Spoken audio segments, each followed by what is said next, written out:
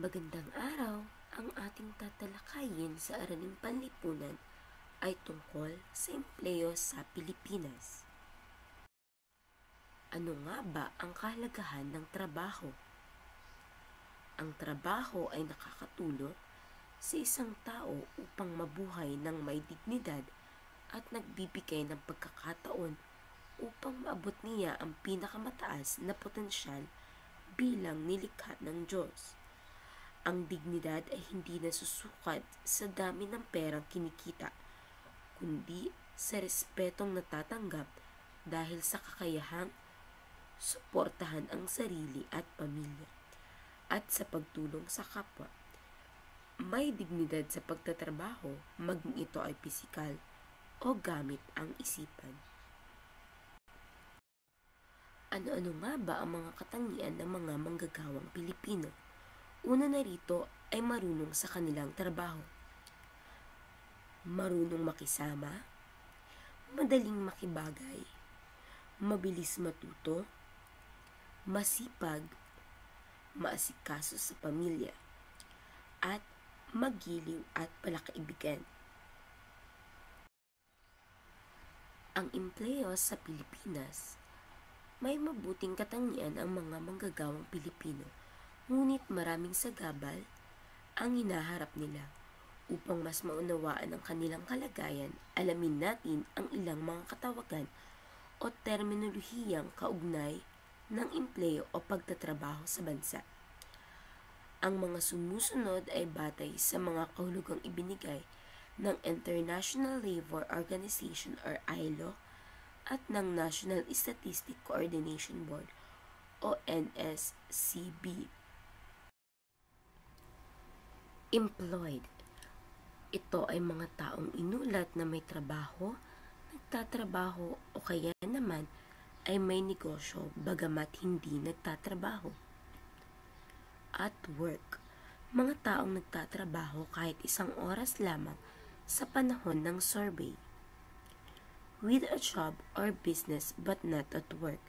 Ito ay mga taong may trabaho o negosyo ngunit hindi nagtatrabaho sa tukoy na panahon dahil sa mga pangyayaring panandalian kagaya ng pagkakasakit o pagsangkot sa aksidente, bakasyon o nakaliban sa trabaho, pagkakaroon ng masamang panahon, strike at iba pang dahilan. Industriya.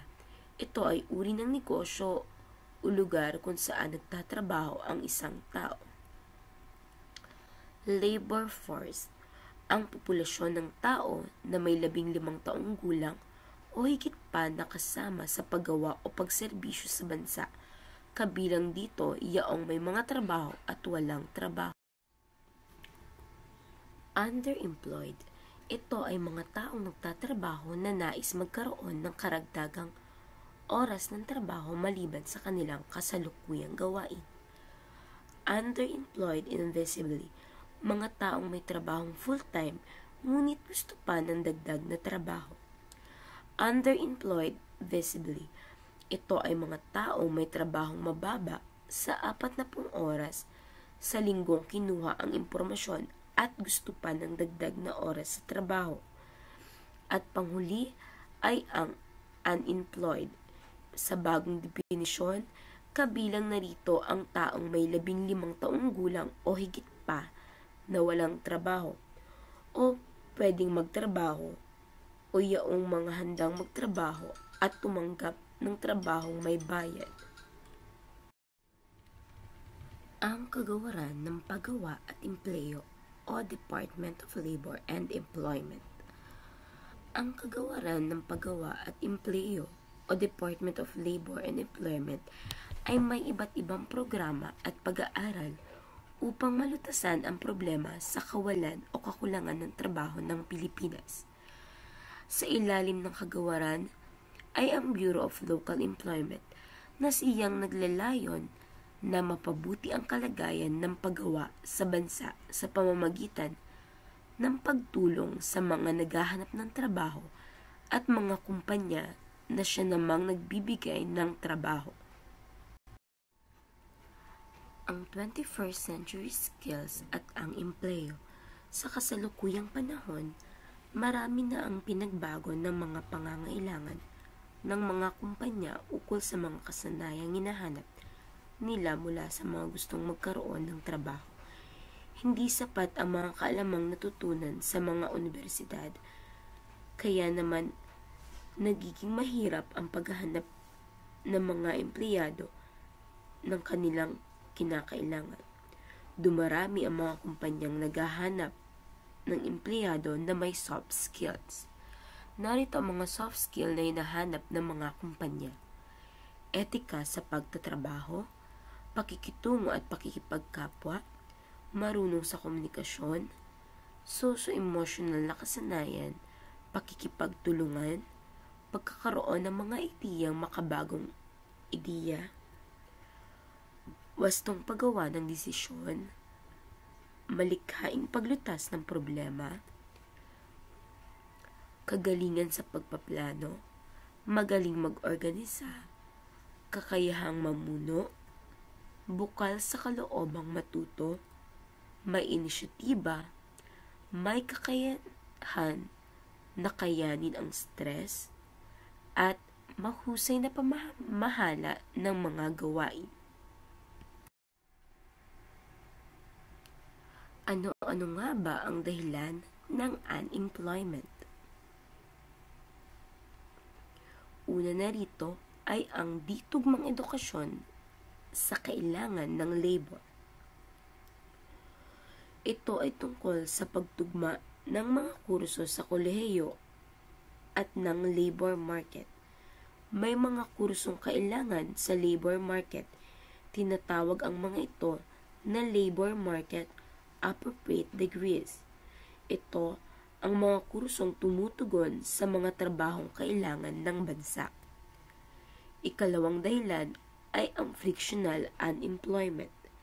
Ito ang panahon kung kailan ang isang tao ay naghahanap ng mas matatag na trabaho o nasa pagitan ng walang trabaho at may trabaho.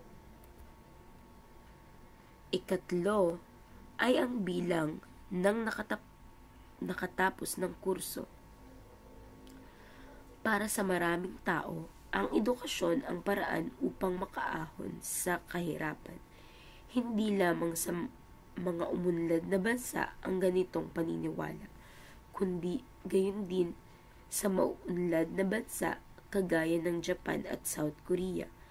Maraming nakatatapos ng kurso taon-taon, ngunit dumarami rin ang walang trabaho. At panghuli ay ang kakulangan sa talento at kasanayan.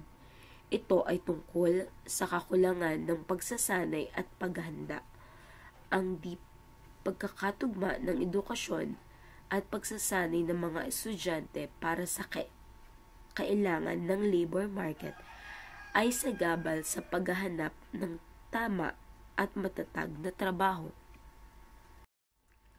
Ano naman ang implikasyon ng kawalan ng trabaho? Maraming implikasyon ang kawalan ng trabaho sa tao, sa lipunan at sa buong bansa. Unang-una na ay ang epekto ng taong walang kakayahang bumili ng kailangan, at ito ay may direktang epekto sa ekonomiya. Dahil kapag walang perang pambili ang mga tao, bababa ang pangangailangan sa mga produkto. Dahil dito, bababa rin ang kita ng mga nasa produksyon at kailangang magbawas ng produksyon. At narito ang ilang mga solusyon. Una, dapat may pantay na oportunidad sa mga pamayanang rural at urban. Ikalawa, dapat may ugnayan ang edukasyon at empleyo. Ikatlo, kailangan ng suporta ng pamahalaan. At ika-apat, gawing makabuluhan sa lipunan ang edukasyon. At ikalima, ay ang sistema sa pagpapalaganap ng impormasyon ukol sa labor market. Narito ang mga ahensya sa kagawaran ng paggawa. DOLE o Department of Labor and Employment, ang kagawarang namamahala sa paggawa at pagpapatupad ng mga pulisiya at programa ng pagserbisyo sa mga manggagawang Pilipino. Ito rin ang nagbibigay ng payo sa ehekutibo ukol sa pagbabalangkas ng mga pulisiya na may kaugnayan sa mga manggagawa. Ang Labor Code of the Philippines, Presidential Decree No. 442. Ang Labor Code of the Philippines na kilala rin bilang Presidential Decree No. 442 ay isang kalipunan ng mga pulisiya ng pamahalaan na nagtatakda ng mga patakaran ukol sa paggawa at kagalingan ng mga manggagawa mula sa simula ng empleyo hanggang sa katapusan ng pagiging empleyado. Ang kahalagahan ng ENDO o End of Contract. Ito ay tumutukoy sa sistema ng pagtapos sa empleyo ng isang manggagawa.